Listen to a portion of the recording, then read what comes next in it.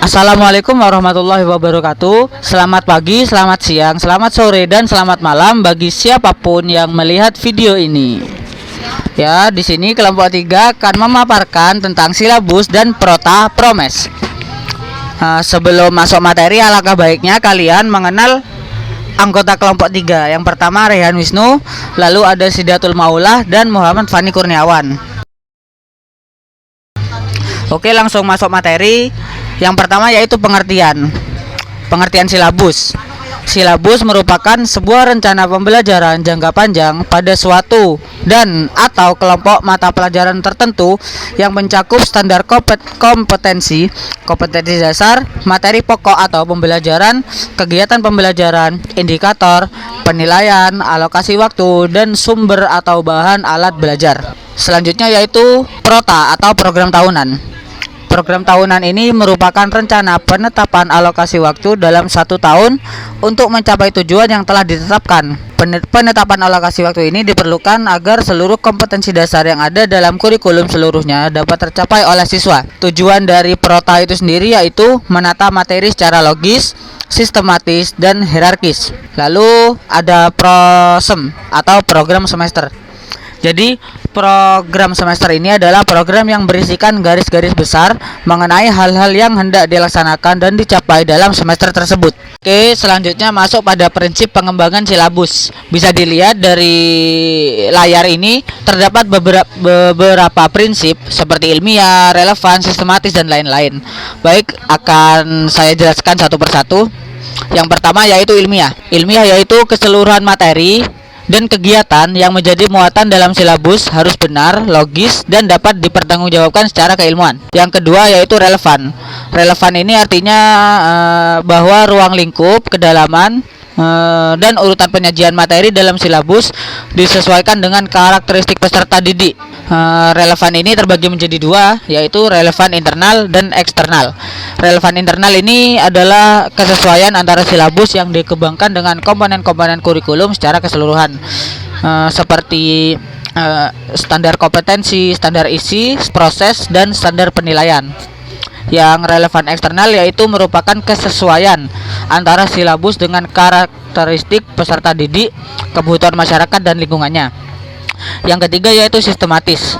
Karena silabus dianggap sebagai sistem sesuai dengan konsep dan prinsip sistem, penyusunan silabus ini dilakukan secara sistematis, sejalan dengan pendekatan sistem atau langkah-langkah pemecahan masalah. Yang keempat ada konsisten, yaitu dalam penyusunan silabus ini diharapkan adanya konsisten antara SK dan KD materi, pokok pembelajaran, pengalaman belajar siswa, sistem penilaian, dan sumber bahan. Yang kelima ada aktual dan kontekstual. Aktual dan kontekstual mengandung arti bahwa ruang lingkup kompetensi dasar, indikator, materi pokok, pengalaman belajar, sumber belajar, dan sistem penilaian yang dikembangkan itu memperhatikan perkembangan ilmu pengetahuan, teknologi, dan seni akhir dalam kehidupan nyata dan peristiwa yang sedang terjadi dan berlangsung di masyarakat. Lalu ada yang keenam yaitu fleksibel. Keseluruhan komponen silabus dapat mengakomodasi keragaman peserta didik, pendidik, serta dinamik perubahan yang terjadi di sekolah dan kebutuhan masyarakat. Yang terakhir yaitu menyeluruh. Komponen silabus mencakup keseluruhan ranah kompetensi yaitu kognitif, afektif, dan psikomotor. Ketiga ranah ini proses penilaiannya dilakukan secara menyeluruh dan terpadu.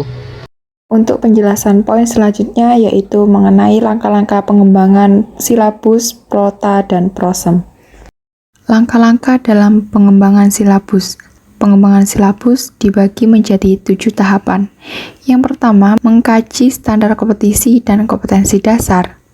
Silabus dikembangkan berdasarkan standar kompetensi lulusan dan standar isi untuk satuan pendidikan dasar dan menengah sesuai dengan pola pembelajaran pada setiap tahun ajaran tertentu. Dan pada akhirnya silabus digunakan sebagai acuan dalam pengembangan rencana pelaksanaan pembelajaran atau yang kita kenal sebagai RPP. Untuk langkah yang kedua yaitu mengidentifikasi materi pokok atau pembelajaran dengan memperhatikan cakupan aspek kognitif berupa fakta, konsep, prinsip, dan prosedur, Kemudian aspek psikomotorik dan aspek afektif serta urutan materi pembelajaran, pendekatan prosedural maupun pendekatan hierarki yang mengacu pada IPK atau indeks pencapaian kompetisi. Untuk langkah yang ketiga yaitu mengembangkan kegiatan pembelajaran. Dalam pengembangan kegiatan pembelajaran ini juga mengacu kepada IPK atau indeks pencapaian kompetisi dengan memperhatikan kesesuaian tingkat kompetisi, urutan kegiatan pembelajaran, dan penentuan kegiatan tatap muka.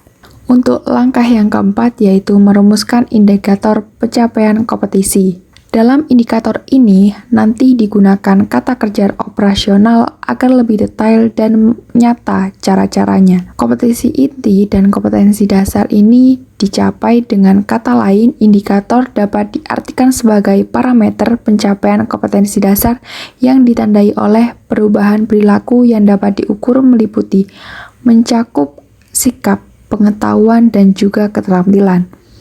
Pengembangan indikator sesuai dengan karakteristik peserta didik, mata pelajaran, satuan pendidikan, potensi daerah, dan juga dirumuskan ke dalam kata kerja operasional yang terukur dan dapat diobservasi, sehingga indikator juga digunakan sebagai dasar penyusun alat penilaian.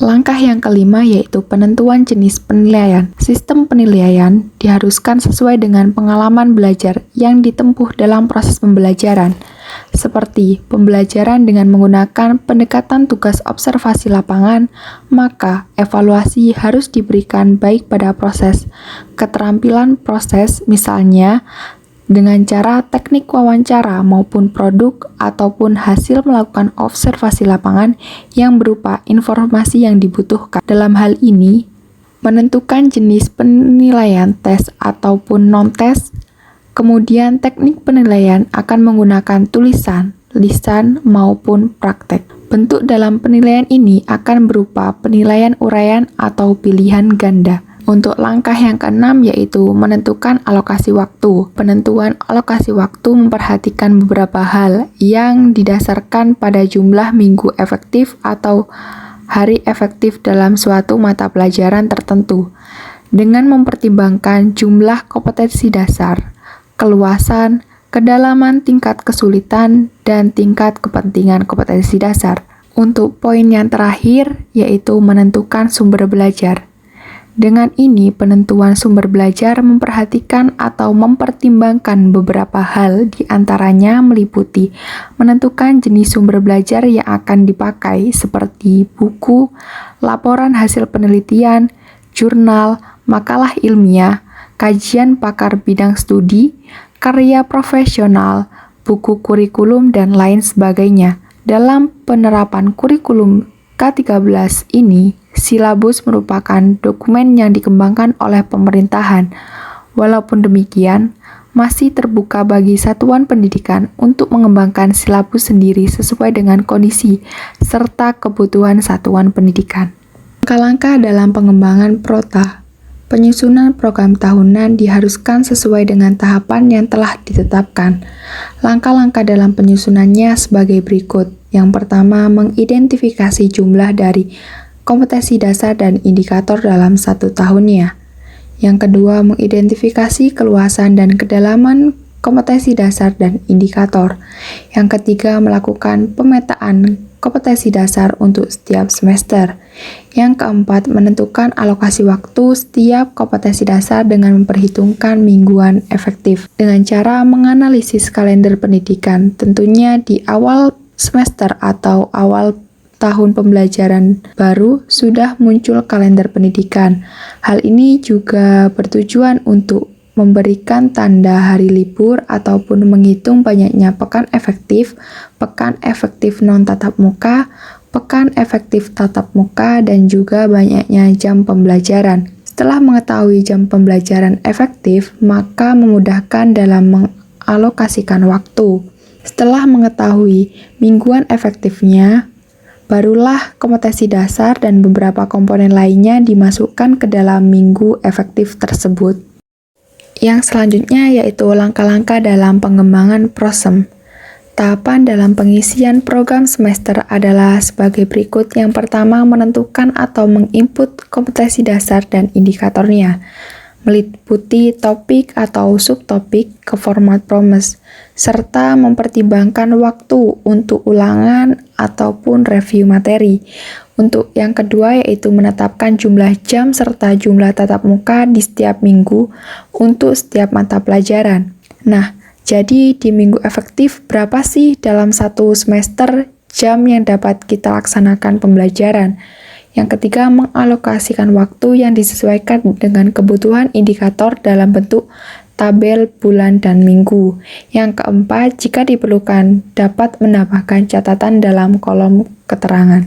Untuk yang selanjutnya yaitu komponen dan format silabus, prota, dan promes. Yang pertama yaitu mengenai komponen silabus dan format silabus. Silabus sendiri yaitu merupakan acuan penyusunan kerangka pembelajaran untuk setiap bahan kajian mata pelajaran. Untuk komponen-komponen silabus, yang pertama yaitu identitas mata pelajaran. Yang kedua, identitas sekolah, meliputi nama satuan pendidikan dan kelas. Yang ketiga yaitu kompetensi inti, yaitu merupakan gambaran mengenai kompetensi dalam segi sikap, pengetahuan, dan keterampilan yang harus dipelajari dan dimiliki peserta didik untuk suatu jenjang sekolah, kelas, dan mata pelajaran. Untuk yang keempat yaitu kompetensi dasar, yaitu kemampuan khusus yang mencakup sifat, pengetahuan, serta keterampilan yang terkait isi ataupun mata pelajaran. Yang kelima yaitu materi pokok. Materi pokok yaitu berisi fakta, konsep, prinsip, dan prosedur yang berkaitan dan ditulis dalam bentuk poin-poin sesuai dengan rumusan indikator pencapaian kompetensi. Yang keenam yaitu kegiatan yang dilakukan oleh pendidik maupun peserta didik untuk mencapai kompetensi yang diinginkan. Yang ketujuh yaitu penilaian, yaitu suatu bentuk proses pengumpulan dan pengolahan informasi untuk menentukan pencapaian hasil belajar peserta didik. Yang ke-8 yaitu alokasi waktu. Sesuai dengan jumlah jam pelajaran dalam struktur kurikulum untuk satu semester ataupun satu tahun. Dan yang terakhir yaitu sumber belajar, bisa berupa buku, media cetak maupun elektronik, alam sekitar ataupun sumber belajar lain yang relevan. Untuk contoh format silabusnya bisa dilihat di gambar di samping. Yang kedua yaitu komponen dan format prota. Prota sendiri yaitu merupakan singkatan dari program tahunan. Untuk komponen-komponen dalam menyusun program tahunan yakni sebagai berikut. Yang pertama yaitu identitas, antara lain terdiri dari muatan pelajaran, kelas, dan tahun pelajaran. Yang kedua yaitu format isian, antara lain terdiri dari tema, subtema, dan alokasi waktu. Yang ketiga yaitu pembuatan prota. Pembuat prota itu guru dan terdapat keterangan kepala sekolah. Untuk contoh format prota bisa dilihat di gambar di samping.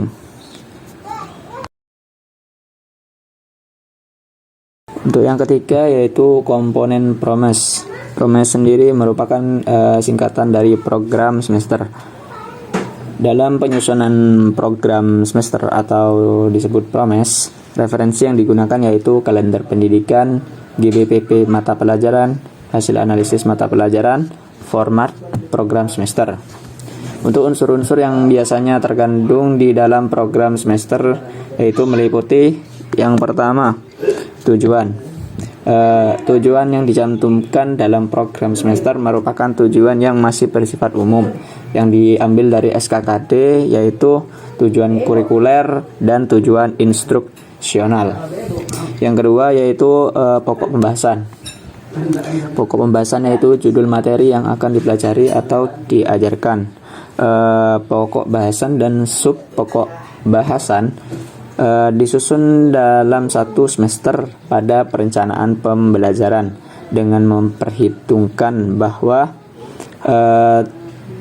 tersebut dapat diselesaikan dalam satu semester dengan pemenuhan kualitas yang disyaratkan. Untuk yang ketiga yaitu metode mengajar. Metode mengajar sendiri merupakan cara yang digunakan oleh pendidik untuk menyampaikan materi pelajaran. Dalam program semester, hendaknya dicantumkan metode-metode mengajar yang direncanakan digunakan dalam mengajar setiap pokok bahasan yang bersangkutan. Yang keempat yaitu media dan sumber.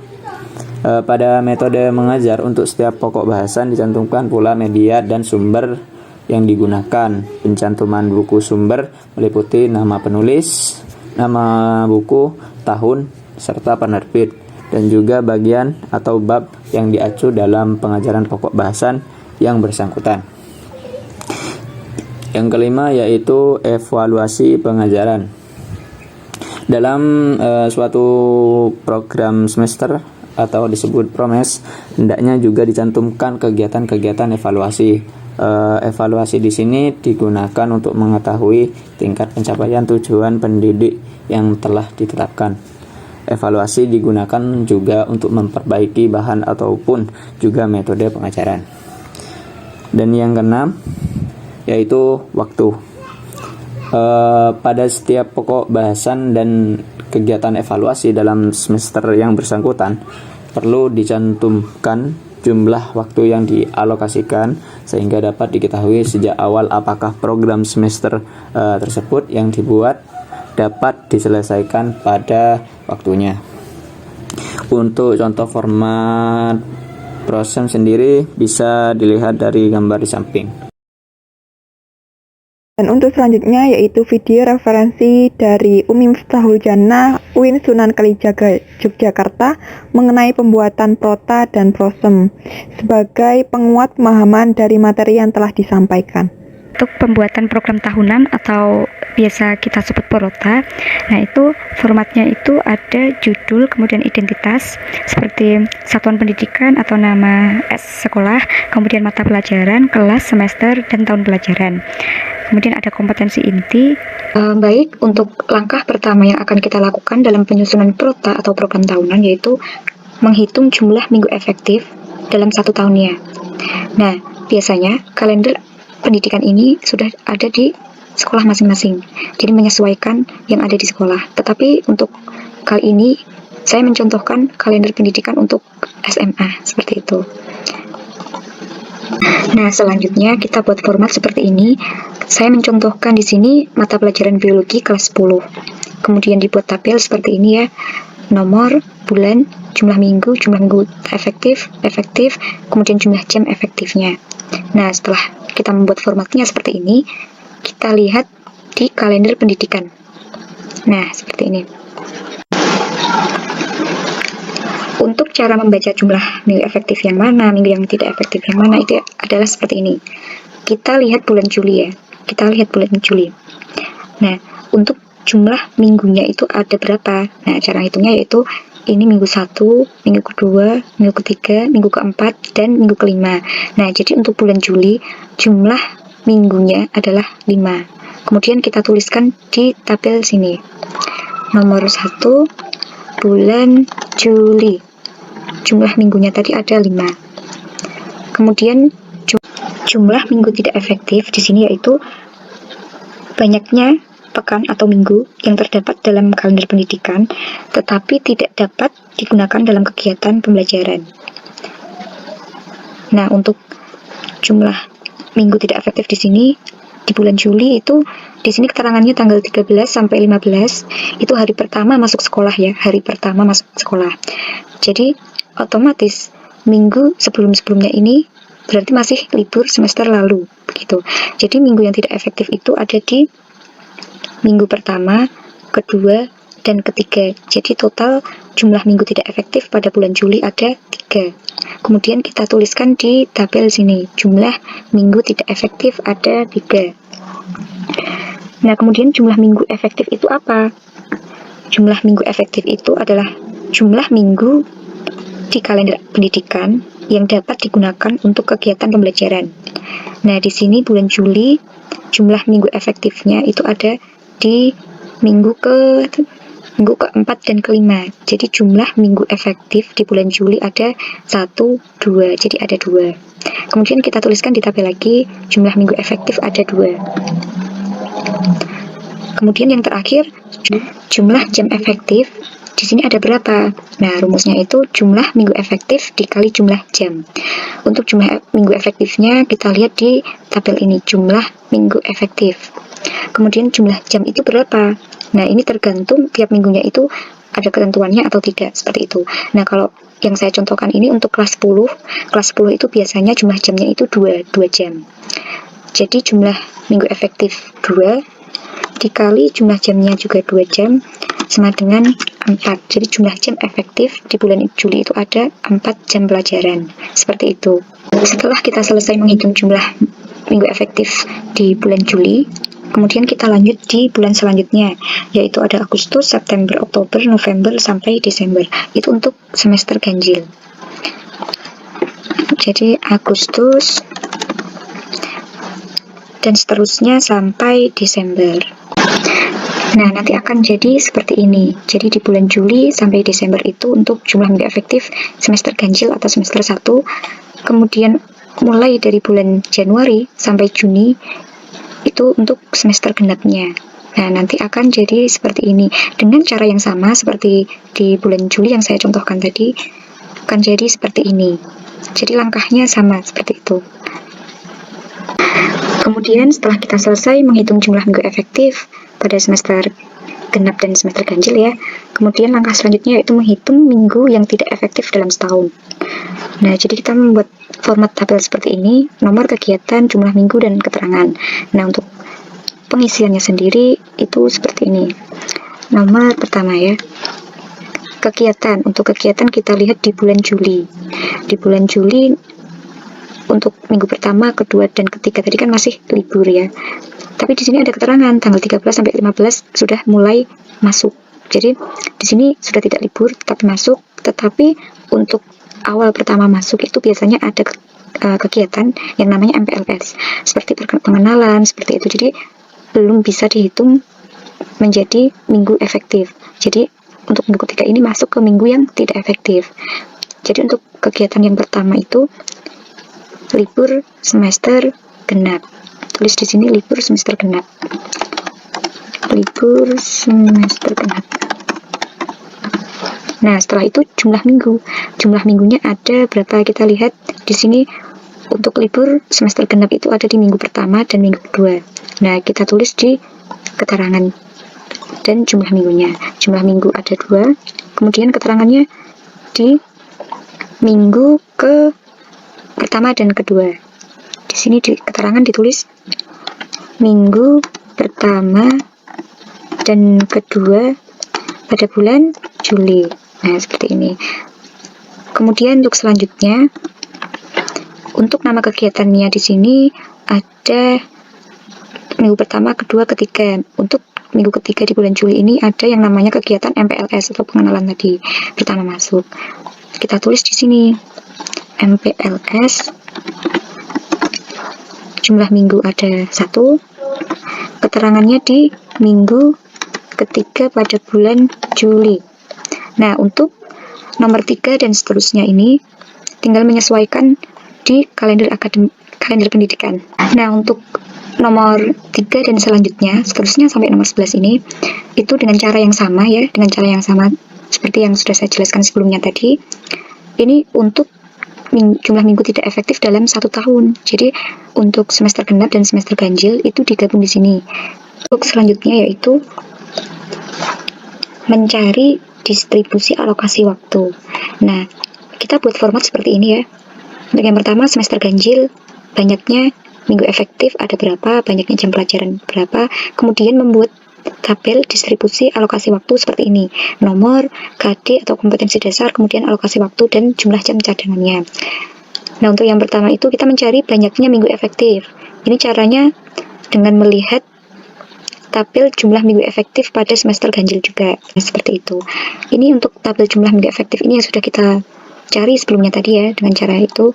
Nah, kemudian kita mencari banyaknya minggu efektif. Di sini sudah saya kasih rumusnya ya, rumus untuk menghitung banyaknya minggu efektif, yaitu total jumlah minggu dikurangi total jumlah minggu efektif. Kita lihat di tabel ini, total jumlah minggu ada 27. Tinggal kita isikan di sini seperti ini, 27 dikurangi total jumlah minggu efektif. Total jumlah minggu efektif ada 15. Di sini ditulis 15. Kemudian sama dengan 15 minggu. Kemudian untuk selanjutnya mencari banyaknya jam pelajaran. Itu rumusnya banyaknya minggu efektif dikali jam pelajaran. Banyaknya minggu efektif ada 15 ya. Di sini kita tulis 15, kemudian dikali jam pelajaran. Seperti yang sudah kita tentukan dari awal, di sini saya mencontohkan jam pelajarannya itu untuk kelas 10 biologi adalah 2 jam. Jadi kita tulis 2 jam pelajaran sama dengan 15 kali 2, 30 jam pelajaran. Nah, seperti ini. Nah, tetapi untuk banyaknya minggu efektif dan banyaknya jam pelajaran ini, sebenarnya kalau kita sudah menjumlah di sini itu tidak perlu untuk menghitung pakai rumus ya, tetapi ya di sini saya contohkan kalau pakai rumus itu seperti ini rumusnya. Kita cocokkan banyaknya minggu efektif itu ada 15 minggu, di sini di tabel juga 15, totalnya 15. Kemudian untuk jumlah jam efektifnya di sini jumlahnya 30, dengan rumus juga 30, jadi harus sama ya, harus sama. Kemudian di sini di tabel jumlah minggu efektif, jumlahnya ada 15 totalnya. Nah, kemudian pakai rumus banyaknya minggu efektif, jumlahnya juga hasilnya 15, jadi harus sama. Kemudian untuk banyaknya jam pelajaran juga 30, di tabel di sini juga tertera 30, seperti itu. Nah, untuk langkah selanjutnya kita isikan di sini tabel distribusi alokasi waktu. Nah, di sini kompetensi dasar dan alokasi waktu ini didapat dari mana? Nah, ini kita lihat di silabusnya. Kemudian kita pindahkan di sini, seperti itu. Baik, kita lanjutkan. Untuk selanjutnya, kita isikan tabel distribusi alokasi waktu. Nah, di sini untuk tabel kompetensi dasar, ini kita isikan dari silabus, jadi menyesuaikan yang ada di silabus. Kemudian alokasi waktu ini juga disesuaikan dengan yang ada di silabus kita, begitu ya. Nah, saya contohkan ini untuk kompetensi dasar 3.1 dan 4.1, ini memahami tentang ruang lingkup biologi, permasalahan pada berbagai objek biologi dan tingkat organisasi kehidupan. Nah, ini 3.1 dan 4.1 kita cocokkan dengan silabus. Jadi kita ambil dari silabus ya. Nah, ini untuk silabusnya KD 3.1 dan 4.1 memahami tentang ruang lingkupnya, sama ya. Nah, kemudian alokasi waktu kita lihat di atas ini. Untuk alokasi waktunya 4 jam pelajaran. Nah, kemudian kita pindahkan di tabel ini, alokasi waktu 4 jam pelajaran. Dan untuk seterusnya, untuk semester ganjil dan semester genap, untuk distribusi alokasi waktunya caranya sama seperti itu ya. Jadi menyesuaikan melihat yang ada di silabus kita, seperti itu. Baik, untuk jumlah jam cadangan di sini saya contohkan 0 ya.